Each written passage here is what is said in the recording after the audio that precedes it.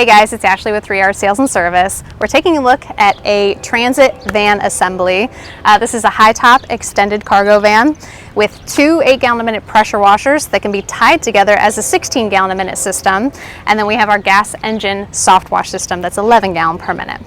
So from the side door, we're on our passenger side right now, you can see our two 8-gallon a minute systems. And then we have our gas engine Softwash. Super easy to access everything. We've also got a transfer pump and the transfer pump manifold in order to fill your tanks that are a little less accessible. So I'll go ahead and step over here so you can get a little bit closer look at everything. So this is a 7-gallon a minute transfer pump, and this is going to pool into your winterizing tank, your bleach tank. You can transfer to your surfactant tank and your second surfactant tank. We have two options for this particular system.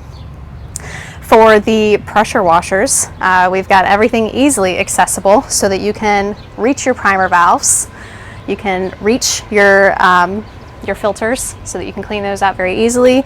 We put ball valves here so you can shut off your water supply if your tanks are still full and you want to check that filter out real quick. Sometimes you notice a little bit of low pressure, low flow, and you can quickly check those whenever the machine is not running.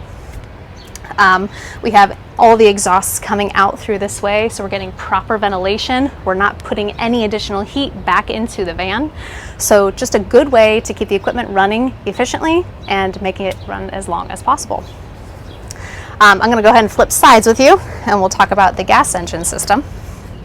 So this is our gas engine Softwash, the Honda GX 200 motor. This is electric start, and this is pulling into our manifold system here. So this is the Midwest mixing manifold where you can pull your water, your surfactant, your bleach, or your second surfactant. So if you'd like to choose between two different products, you've got the option to do so. Next to it, we have our 22-gallon fuel tank, which supplies both of the pressure washers.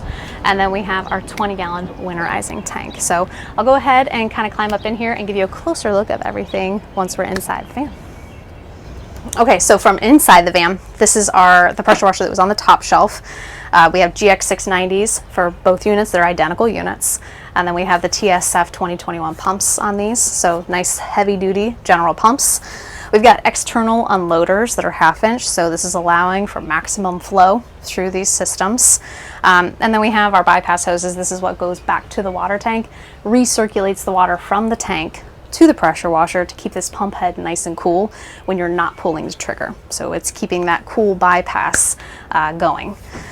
These do have upgraded charge systems, again on aluminum frames. Try and keep things as corrosion resistant as possible, especially in enclosed applications, but we do ventilate the bleach tanks to help with any of that kind of thing in an enclosed application. And again, all of the exhausts for all of these engines being pointed out to keep fresh air inside here. It's a pretty warm day today, but it's not too uncomfortable inside the van. If we had these exhausts pointing in here, you would notice a temperature rise quickly on that kind of thing. These do pull off that 22-gallon fuel tank. We have the batteries back here for the electric starts on these units. The battery for the electric start on the Softwash is just down here. So we try and have a battery for each system so that we can eliminate any issues with cross-charging systems, basically.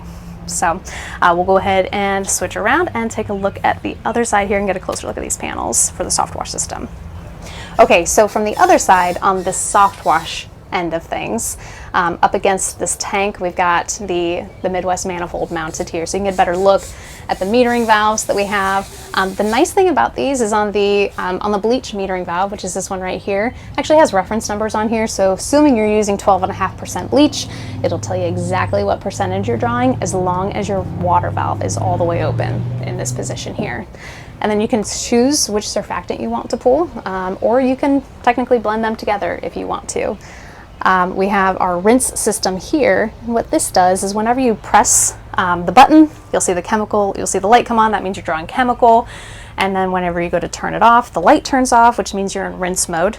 And what that does is it turns off both of the draws from your surfactant, which is what these two guys do here. And then this big one here switches your bleach over to a water draw. So you can rinse out your bleach line and it gives you full flow through your Softwash system. So you're not restricting anything by just turning off your bleach. You always have to have a flush valve on those, whether it's a manual one or an electronic one. So we always use the electronic ones if it's a little bit more difficult to access things, or if you just want the convenience of it. And then again, our 20-gallon winterizing tank here. So just to kind of keep you in line with where we're at in the whole system. Next, we're going to go around back. We'll take a better look at hose reels and the additional materials, the surface cleaner rack, and everything that we have back there. Okay, so from the rear of the van, we can get a better look at all of the hose reels. You can see the tanks a little bit better too. We have 4 100-gallon water tanks on board, and we have 1 100-gallon bleach tank on board, along with 2 7-gallon surfactant tanks, which are just kind of located up and over the hose reels here. So main reason why we've got that transfer pump is because there's limited access on van installs, so it just makes it a lot easier to get to those tanks whenever you need to. We do have a tank drain to drain the water tanks that just rolls out and goes out the side door. So easy to get to everything is kind of how we try to set these up to maximum efficiency. So for the hose reels, we're going to start at the bottom. We have our 18-inch reel and a 12-inch reel. All of these are 12-volt electric rewind, which just means you press this button to wind up your hoses.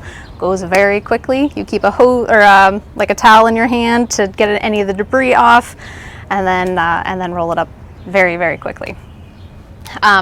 This has 100 feet of garden hose on it. It'll hold up to 200 feet. This one has 100 foot of garden hose on it, and that one's pretty much maxed out. We can dual feed the water tanks using 2 systems like this. So you can see they've got these green hoses that kind of go up, and they are filling the water tanks. Each inlet has a float valve, so as soon as the tank is full, it'll shut off both hose reels at the same time, and then continue to fill from both hose reels whenever the water level starts to deplete. The next set of hose reels we have here, 18-inch, 12-inch for the high pressure hoses. So this is our pressure washer number 2, which was the top one, I believe, on the very front of it, and then this is for our pressure washer number 1. The main difference between these, they're both holding 200 feet of hose, but this is 3/8 hose to use with a single pressure washer unit. This is 1/2-inch hose that we can use with a single unit, or we can tie both of them together and use it at 16 gallon per minute. So we absolutely have to use 1/2-inch hose in those scenarios to maximize full flow, so you don't get a bunch of back pressure in that line. The 16 gallon a minute allows you to use the surface cleaner that we have located up top. So that is a 48-inch surface cleaner with dual feeds on it. So essentially your pressure washer hose goes down and then it tees off from there into both of those swivels on top. So just short tee there. We have the handle for it over on the side. So the way that we had to mount it, we just have the handle separate, goes together very quickly with a couple pins, and then you quick connect your hose on there. So just a couple minutes to get everything assembled and out of the van. For the last hose reel, we have 300 feet of our 1/2-inch Softwash hose, and that is for that diaphragm system. So up front, we have the pressure gauge located back here on the reel, so you can always make sure you're in the proper range, pressure range for those systems. You never want to over pressurize them, but you also want to maximize what you can use. So pressure gauge on there is perfect for those. We have locking connectors on all of these reels. Keep everything looking nice and tidy, keep your hoses in place. And then we've also got the premium hose guides. So this just helps you pull at an angle out of the vehicle and just keep everything running smoothly, and it even helps whenever you're trying to reel everything up, just to keep everything sorted properly. On the side of our Softwash reel, we actually have pressure washer components. So we have our Flow Pro, which is I'm sorry, not a Flow Pro. It was the Midwest system. It's essentially a remote bypass system. So Flow Pro makes one, Midwest makes one. It's a high pressure ball valve that you can flip remotely so that you can go around your soap injector. This one has a selection on your soap as well. So you can either pull bleach through your soap injector, or you can use this dip tube here and pull from any type of degreaser or any other type of detergent that you have in a 5-gallon bucket, or you can even drop this into your water tank and rinse out your system. So gives you a little bit more versatility when there's limited access to soap tanks on board. So we make this hose long enough so that you can have that down here, you can have it somewhere in there, and still be able to access wherever you want it to go. The remote system, the remote bypass system, is attached to this hose reel here. So we have it set up so that you're using an 8 gallon a minute injector whenever you're doing that, assuming that you're using the surface cleaner most of the time with your 16 gallon a minute setup. So it could easily be switched back and forth between the two. You could easily add a second one to it if you wanted to have one available for both systems. But the way that this customer wanted this set up was to have it on the primary reel for pressure washer number 1.